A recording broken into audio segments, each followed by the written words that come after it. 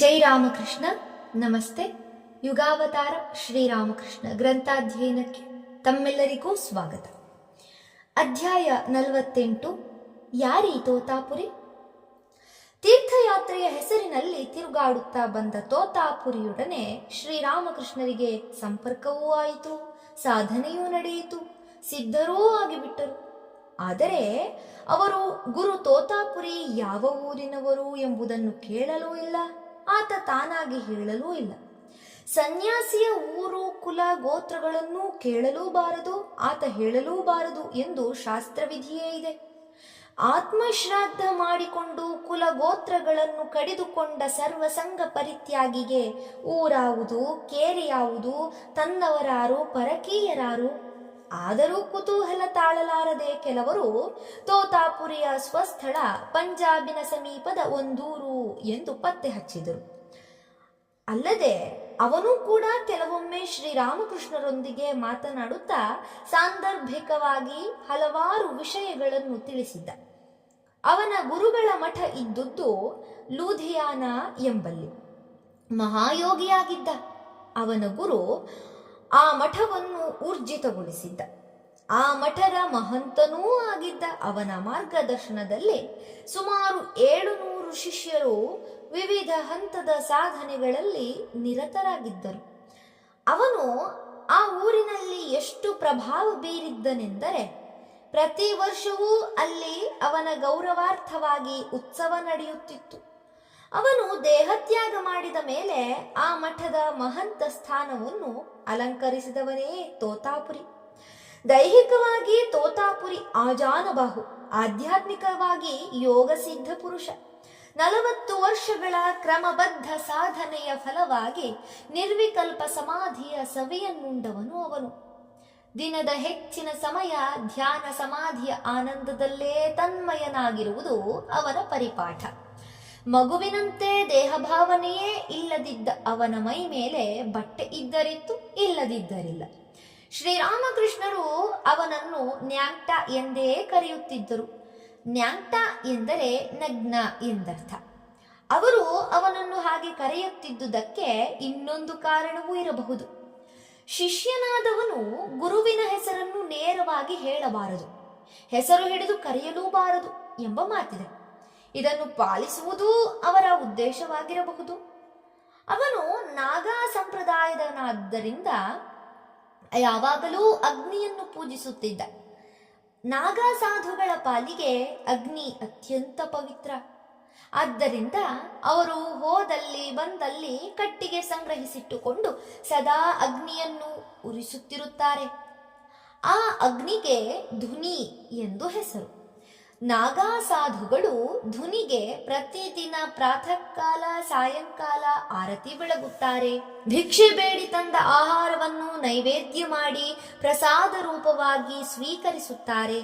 ನಾಗಾ ಸಾಧುಗಳು ಎಂದೂ ಮನೆಯೊಳಗೆ ವಾಸಿಸುವುದಿಲ್ಲ.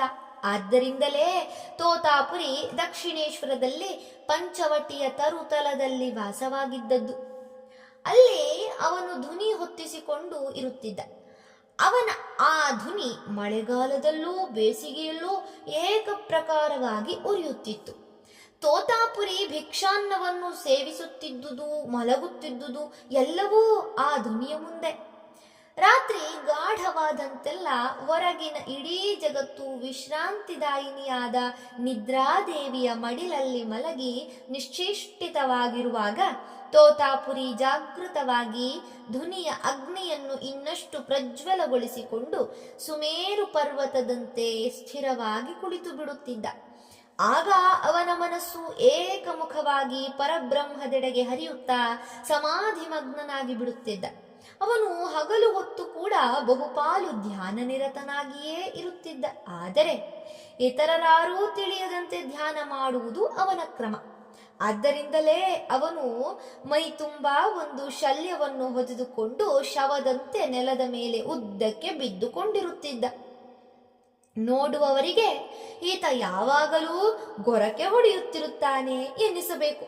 ಆದರೆ ಅವನು ಮಗ್ನನಾಗಿರುತ್ತಿದ್ದುದು ಧ್ಯಾನಾನಂದದಲ್ಲಿ. ತೋತಾಪುರಿಯ ಬಳಿ ಒಂದು ತಂಬಿಗೆ ಹಾಗೂ ಒಂದು ಚಮಟಿಗೆ ಇರುತ್ತಿತ್ತು. ಅವೆರಡನ್ನೂ ಅವನು ದಿನವೂ ಉಜ್ಜಿ ತೊಳೆದಿಡುತ್ತಿದ್ದ. ಅಲ್ಲದೆ ಅವನ ಹತ್ತಿರ ಒಂದು ಪುಟ್ಟ ಕೃಷ್ಣಾಜಿನವೂ ಇತ್ತು. ಕುಳಿತು ಧ್ಯಾನ ಮಾಡುವಾಗ ಅದು ಅವನ ಆಸನ. ಅವನು ಪ್ರತಿದಿನವೂ ತಪ್ಪದೆ ಧ್ಯಾನಾನುಷ್ಠಾನ ಮಾಡುವುದನ್ನು ಕಂಡ ಶ್ರೀರಾಮಕೃಷ್ಣರು ಒಮ್ಮೆ ಅವನನ್ನು ಕೇಳಿದರು, ನಿಮಗೆ ಬ್ರಹ್ಮ ಸಾಕ್ಷಾತ್ಕಾರವಾಗಿದೆ, ನೀವು ಸಿದ್ಧ ಪುರುಷರು. ಹೀಗಿರುವಾಗ ನೀವು ನಿತ್ಯವೂ ಧ್ಯಾನಾಭ್ಯಾಸ ಮಾಡುವ ಅಗತ್ಯವೇನಿದೆ? ತೋತಾಪುರಿ ಶಿಷ್ಯನನ್ನೇ ನೆಟ್ಟ ದೃಷ್ಟಿಯಿಂದ ನೋಡಿದ. ಅಲ್ಲೇ ಬಳಿಯಲ್ಲಿದ್ದ ತಂಬಿಗೆಯನ್ನು ಕೈ ಬೆರಳಿನಿಂದ ತೋರಿಸುತ್ತಾ ಹೇಳಿದ, ನೋಡಿದೆಯಾ ಈ ನನ್ನ ತಂಬಿಗೆಯನ್ನು? ಇದು ಹೇಗೆ ಥಳಥಳಿಸುತ್ತಿದೆ ನೋಡು. ನಾನಿದನ್ನು ದಿನವೂ ಉಜ್ಜಿ ತೊಳೆಯದಿದ್ದರೆ ಇಷ್ಟು ಚೊಕ್ಕಟವಾಗಿರಲು ಸಾಧ್ಯವಿತ್ತೆ?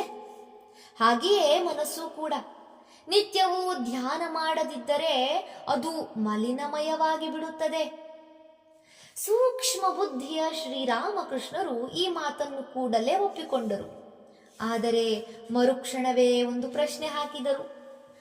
ತಂಬಿಗೆ ಬಂಗಾರದ್ದಾಗಿ ಬಿಟ್ಟರೆ ಪ್ರತಿದಿನ ತೊಳೆಯದಿದ್ದರೂ ಕೊಳೆಯಾಗುವ ಸಂಭವವಿಲ್ಲ ಅಲ್ಲವೇ? ತೋತಾಪುರಿ ಮುಗುಳ್ನಕ್ಕೂ ಹೌದು, ಅದು ನಿಜ ಎಂದು ಸಮ್ಮತಿಸಿದ. ಆದರೆ ನಿತ್ಯವೂ ಧ್ಯಾನ ಮಾಡದಿದ್ದರೆ ಮನಸ್ಸು ಮಲಿನಮಯವಾಗಿ ಬಿಡುತ್ತದೆ ಎಂಬ ನ್ಯಾಂಟನ ಮಾತನ್ನು ರಾಮಕೃಷ್ಣರು ಆಜೀವ ಪರ್ಯಂತ ನೆನಪಿಟ್ಟುಕೊಂಡಿದ್ದರು. ಅಲ್ಲದೆ ಮುಂದೆ ತಮ್ಮ ಶಿಷ್ಯರಿಗೂ ಅದನ್ನು ಹೇಳುತ್ತಿದ್ದರು. ಹಾಗೆಯೇ ತಂಬಿಗೆ ಬಂಗಾರದ್ದಾಗಿ ಬಿಟ್ಟರೆ ಕೊಳೆಯಾಗುವ ಸಂಭವವಿಲ್ಲ ಅಲ್ಲವೇ ಎಂಬ ತನ್ನ ಶಿಷ್ಯನ ಮಾತು ತೋತಾಪುರಿಯ ಮನದಲ್ಲಿ ಮತ್ತೆ ಮತ್ತೆ ಮರುಧ್ವನಿಸದೇ ಇದ್ದಿರದು. ಅವನ ಮನಸ್ಸಿಗೆ ಖಚಿತವಾಗಿತ್ತು ಶ್ರೀರಾಮಕೃಷ್ಣರ ಮನಸ್ಸು ಅಪರಂಜಿಯಂತೆ ಶುದ್ಧ ಎಂದು. 40 ವರ್ಷಗಳ ನಿರಂತರ ಸಾಧನೆಯ ಫಲವಾಗಿ ಜೀವನ್ಮುಕ್ತಿಯ ಸ್ಥಿತಿಯನ್ನು ಮುಟ್ಟಿದವನು ತೋತಾಪುರಿ. ಆದ್ದರಿಂದ ಸಹಜವಾಗಿಯೇ ಅವನ ಆಹಾರ, ವಿಹಾರ, ಆಸನ, ಶಯನ ಮೊದಲಾದ ಎಲ್ಲ ಕಾರ್ಯಕಲಾಪಗಳೂ ಸಾಮಾನ್ಯ ಮಾನವರಿಗಿಂತ ಭಿನ್ನವಾಗಿದ್ದವು. ಅಡೆತಡೆ ಇಲ್ಲದೆ ಬೀಸುವ ಗಾಳಿಯಂತೆ ಊರಿಂದೂರಿಗೆ ಸಂಚರಿಸುತ್ತಿದ್ದವನು ಅವನು. ಗಾಳಿಯು ಪರಿಸರದ ಯಾವ ದೋಷವನ್ನೂ ಅಂಟಿಸಿಕೊಳ್ಳುವುದಿಲ್ಲ. ಹಾಗೆಯೇ ಪ್ರಾಪಂಚಿಕತೆಯ ಕಿಲುಬು ಕಿಂಚಿತ್ತೂ ಸೋಂಕದವನು ಅವನು. ಗಾಳಿಗೆ ಒಂದೇ ಸ್ಥಳದಲ್ಲಿ ನಿಲ್ಲುವ ಸ್ವಭಾವವಿಲ್ಲ. ಹಾಗೆಯೇ ಒಂದೇ ಊರಿಗೆ ಕಟ್ಟು ಬೀಳದವನು ಅವನು. 3 ದಿನಗಳಿಗೆ ಮೀರಿ ಎಲ್ಲಿಯೂ ಇರುತ್ತಿರಲಿಲ್ಲ ಅವನು. ಆದರೆ ಶ್ರೀರಾಮಕೃಷ್ಣರ ಆಕರ್ಷಣೆಯ ಜೋರು ಎಂಥದೆಂದರೆ ಆ ಗಾಳಿಯಂತಹ ಮನುಷ್ಯನನ್ನೂ ಒಂದಲ್ಲ ಎರಡಲ್ಲ 11 ತಿಂಗಳ ದೀರ್ಘಕಾಲ ದಕ್ಷಿಣೇಶ್ವರದ ದಿವ್ಯ ವಲಯದೊಳಗೆ ಕಟ್ಟಿ ಹಾಕಿತು. ತೋತಾಪುರಿ ಮಹಾಧೈರ್ಯಶಾಲಿ. ಪರಬ್ರಹ್ಮವನ್ನೇ ಸಾಕ್ಷಾತ್ಕರಿಸಿಕೊಂಡವನಿಗೆ ಭಯವೆಲ್ಲಿಯದು ಎಂಬುದೇನೋ ನಿಜವೇ. ಆದರೆ ಇದ್ದಕ್ಕಿದ್ದಂತೆ ಭೀಕರ ರೂಪವೊಂದು ಎದುರಿಗೆ ಬಂದು ನಿಂತರೆ ತೋತಾಪುರಿ ಅಂಥದಕ್ಕೂ ಜಗ್ಗುವವನಲ್ಲ ಎನ್ನುತ್ತಾ ಶ್ರೀರಾಮಕೃಷ್ಣರು ಅವನ ಸಂಬಂಧವಾಗಿ ಒಂದು ಘಟನೆಯನ್ನು ಹೇಳುತ್ತಿದ್ದರು. ಒಂದಾನೊಂದು ರಾತ್ರಿ ಎಲ್ಲೆಲ್ಲೂ ಕಾರ್ಗತ್ತಲು. ನ್ಯಾಂಟ ಧ್ವನಿಯ ಅಗ್ನಿಯನ್ನು ಇನ್ನಷ್ಟು ಪ್ರಜ್ವಲಿಸಿಕೊಂಡು ಧ್ಯಾನಕ್ಕೆ ಕುಳಿತುಕೊಳ್ಳಲು ಅಣಿಯಾಗುತ್ತಿದ್ದ. ಪ್ರಕೃತಿ ಪರಮ ಪ್ರಶಾಂತವಾಗಿತ್ತು. ಅಲ್ಲಲ್ಲಿ ಕೆಲವು ಕೀಟಗಳ ಕೀಚಲು ದನಿ, ದೇವಾಲಯದ ಗೋಪುರದ ಮೇಲೆ ಕುಳಿತಿದ್ದ ಗೂಬೆಯ ಕೂಗಿನ ದನಿ, ಇವುಗಳನ್ನು ಬಿಟ್ಟರೆ ಮತ್ತಾವ ಶಬ್ದವೂ ಇಲ್ಲ. ಗಾಳಿಯೂ ಕೂಡ ಬೀಸದೆ ವಿಶ್ರಮಿಸಿಕೊಳ್ಳುತ್ತಿತ್ತು. ಆಗ ಅನಿರೀಕ್ಷಿತವಾಗಿ ಪಂಚವಟಿಯ ಮರದ ಕೊಂಬೆಗಳು ಅಲುಗಾಡತೊಡಗಿದವು. ಮರದ ಮೇಲಿಂದ ಉದ್ದನೆಯ ಮಾನವಾಕೃತಿಯೊಂದು ಕೆಳಗಿಳಿದು ಬಂದಿತು. ನ್ಯಾಂಟನನ್ನೇ ದುರುಗುಟ್ಟಿಕೊಂಡು ನೋಡುತ್ತಾ ಧ್ವನಿಯ ಪಕ್ಕದಲ್ಲಿಯೇ ಬಂದು ಕುಳಿತುಕೊಂಡಿತು. ನ್ಯಾಂಟನು ಅದನ್ನು ದಿಟ್ಟಿಸಿದ. ಎಲ್ಲ, ಇವನೂ ನನ್ನಂತೆಯೇ ನಗ್ನನಾಗಿದ್ದಾನಲ್ಲ ಎಂದು ಆಶ್ಚರ್ಯಗೊಂಡ. ಬಳಿಕ ಕೇಳಿದ, ಯಾರು ನೀನು? ಆ ವ್ಯಕ್ತಿ ಹೇಳಿತು, ನಾನೊಬ್ಬ ಭೈರವ. ಈ ಮಂದಿರದ ರಕ್ಷಣೆಯ ಕಾರ್ಯ ಮಾಡುತ್ತಾ ಈ ಮರದ ಮೇಲೆ ವಾಸವಾಗಿರುವವನು. ನ್ಯಾಂಟ ಸ್ವಲ್ಪವೂ ದಿಗಿಲುಗೊಳ್ಳದೆ ಅತ್ಯಂತ ಸಹಜವಾಗಿ ಹೇಳಿದ, ಒಳ್ಳೆಯದು. ನೀನು ಏನಾಗಿರುವೆಯೋ ನಾನು ಅದೇ ಆಗಿದ್ದೇನೆ. ಅದೇ ಪರಬ್ರಹ್ಮದ ಒಂದು ರೂಪ ನೀನು, ಇನ್ನೊಂದು ರೂಪ ನಾನು. ಬಾ, ಕುಳಿತುಕೋ, ಧ್ಯಾನ ಮಾಡು. ಆಗ ಆ ಭೈರವ ನಗುತ್ತಾ ಗಾಳಿಯಲ್ಲಿ ಕರಗಿಯೇ ಹೋದನೋ ಎಂಬಂತೆ ಮಾಯವಾದ. ಈ ಘಟನೆಯಿಂದ ನ್ಯಾಂಗ್ಟಾ ಸ್ವಲ್ಪವೂ ವಿಚಲಿತನಾಗದೆ ತನ್ನಷ್ಟಕ್ಕೆ ಧ್ಯಾನಮಗ್ನನಾಗಿ ಬಿಟ್ಟ. ಮರುದಿನ ಅವನು ನನ್ನ ಬಳಿಗೆ ಬಂದು ಈ ಘಟನೆಯನ್ನು ಹೇಳಿದ. ಆಗ ನಾನಿಂದೆ, ಹೌದು, ಭೈರವ ಅಲ್ಲಿರುವುದು ನಿಜ. ನಾನೂ ಅವನನ್ನು ಅನೇಕ ಸಲ ಕಂಡಿದ್ದೆ. ಅವನು ಆಗಾಗ ನನಗೆ ಮುಂದೆ ಸಂಭವಿಸಲಿರುವ ಘಟನೆಯ ಕುರಿತು ಸೂಚನೆ ಕೊಡುತ್ತಿದ್ದುದುಂಟು.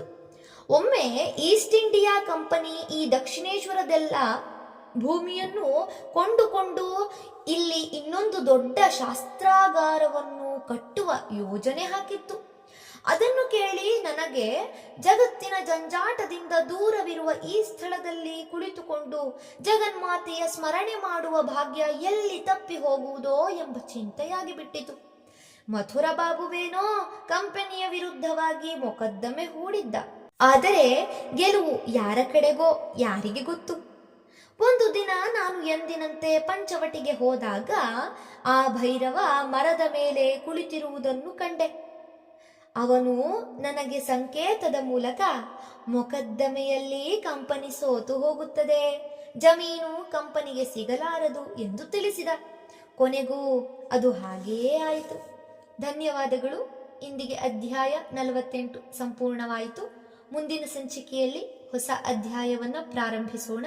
ಓಂ ಶಾಂತಿ ಶಾಂತಿ ಶಾಂತಿ. ಹರಿ ಓಂ ತತ್ಸತ್. ಶ್ರೀರಾಮಕೃಷ್ಣಾರ್ಪಣಮಸ್ತು. ಸರ್ವೇ ಜನ ಸುಖಿನೋ ಭವಂತು. ಜೈ ಶ್ರೀ ಮಾತಾ.